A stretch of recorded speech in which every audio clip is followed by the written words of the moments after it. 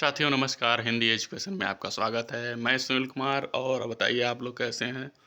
आप लोग स्वस्थ होंगे, मस्त होंगे, पढ़ाई लिखाई कर रहे होंगे। चलिए आइए शुरू करते हैं। हिंदी में आज हम कुछ महत्वपूर्ण क्वेश्चंस लेकर आए हुए हैं। अगर वीडियो आपको थोड़ी भी से अच्छी लगे लाइक शेयर करेंगे। और अच्छी क्यों नहीं लगेगी, क्योंकि आप लोग पढ़ाई तो कर ही रहे हैं, अच्छी तो लगनी ही चाहिए। चलिए शुरू करते हैं।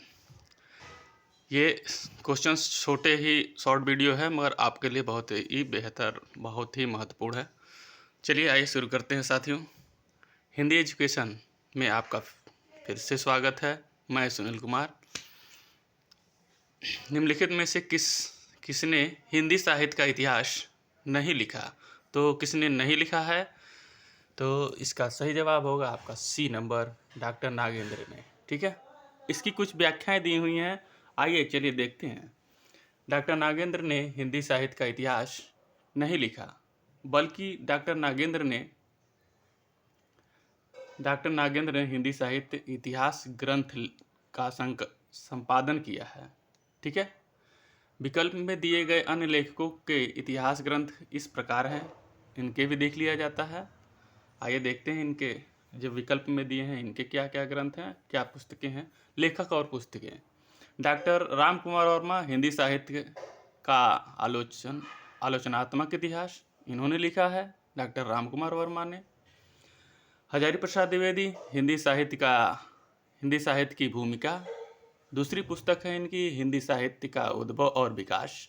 तीसरा है इनका हिंदी साहित्य का इतिहास, हिंदी साहित्य का आदिकाल। तो ये हजारी प्रसाद की 3 पुस्तकें हैं। अगला है डॉक्टर लक्ष्मी सागर वार्ष्णेय जी की, इनके पुस्तक हैं, देखते हैं, आधुनिक हिंदी साहित्य। ठीक है, फिर दूसरी है इनके हिंदवी साहित्य का इतिहास, और ये गासा ताताशी के हिंदी अनुवाद किया है। ठीक है, गासा ताताशी जी के ग्रंथ के हिंदी अनुवाद किया है। जो इनकी पुस्तक है उनका अनुवाद इन्होंने ही किया है। ठीक है, गासा ताताशी का किसने? डॉक्टर लक्ष्मी सागर वार्ष्णेय ने। आइए आगे चलते हैं। क्वेश्चंस नंबर से कोई मतलब नहीं है हमको, इसलिए फिर से चलते हैं। बिहार नामक ग्रंथ के रचयिता कौन है? तो इसका सही जवाब है आपका डी नंबर, पंडित अंबिका दत्त व्यास जी। आइए चलते हैं आगे, इसकी कुछ व्याख्याएं देख। 1 मिनट इसको नीचे कर देते हैं, जिससे आपको देखने में कोई दिक्कत ना हो। बिहार नामक ग्रंथ के 1 मिनट आपको दिखाते हैं कहाँ कहाँ पढ़ रहे हैं हम।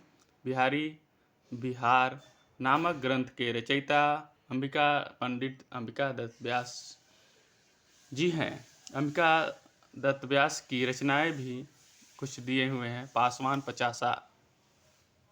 पचासा, दूसरी सुकवि सतसई, हो होरी, ये इम्पॉर्टेंट है इनका, हो होरी।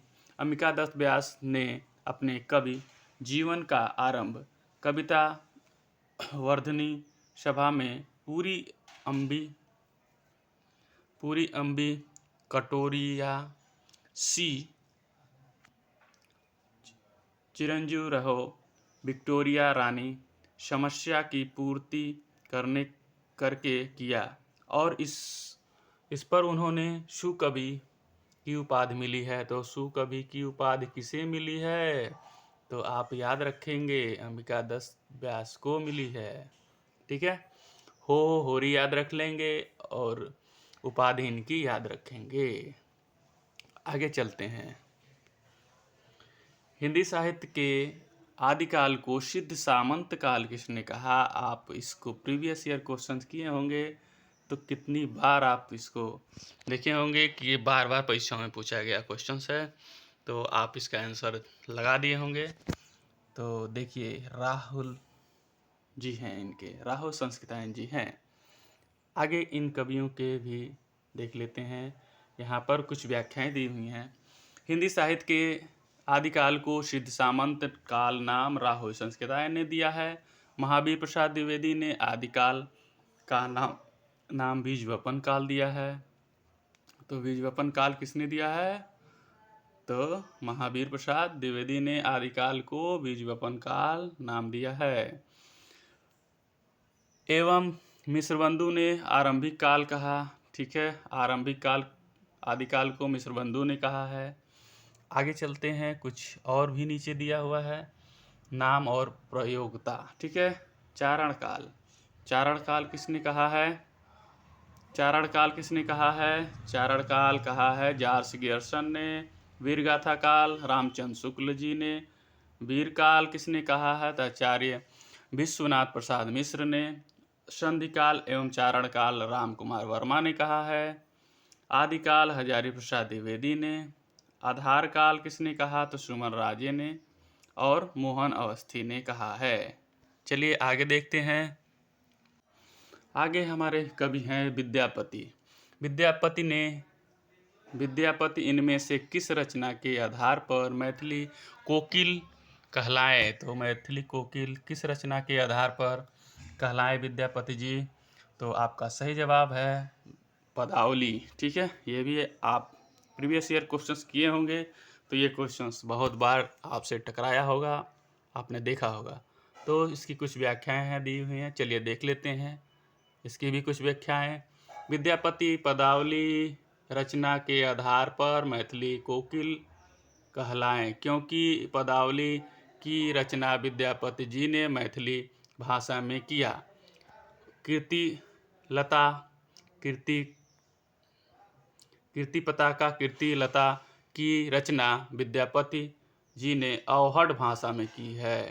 तो कीर्ति पताका और कीर्ति लता की भाषा क्या है? अवहड़ भाषा है, और पदावली की मैथिली भाषा है, ये भी याद रखेंगे। विभिन्न विद्वानों ने विद्यापति को श्रृंगारिक, भक्ति एवं रहस्यवादी कवि माना है, जो इस प्रकार है। तो इस प्रकार हैं, चलिए देख लेते हैं। श्रृंगारिक कवि किसने कहा है विद्यापति को? तो हरप्रसाद शास्त्री ने कहा है, रामचंद्र शुक्ल ने कहा है, सुभद्रा झा ने कहा है, राम कुमार वर्मा ने कहा है, राम वृक्ष बेनीपुरी ने कहा है। ठीक है, अब भक्ति का कौन कहा है विद्यापति को? तो बापू ब्रजनंदन सहाय, श्याम सुंदर दास, हजारी प्रसाद द्विवेदी, इन्होंने भक्ति कहा है।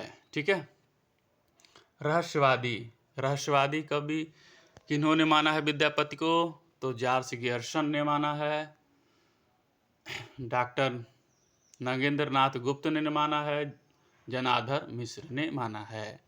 तो इन सब भी पॉइंट को आप ध्यान रखेंगे। आइए चलते हैं अगला। तो हमारी वीडियो यहीं पर समाप्त होती है। आपको थोड़ा भी अच्छा लगा हो और आपके लिए इम्पोर्टेंट रहा हो तो इस वीडियो को लाइक शेयर जरूर करेंगे। सभी साथियों को मेरा नमस्कार, धन्यवाद।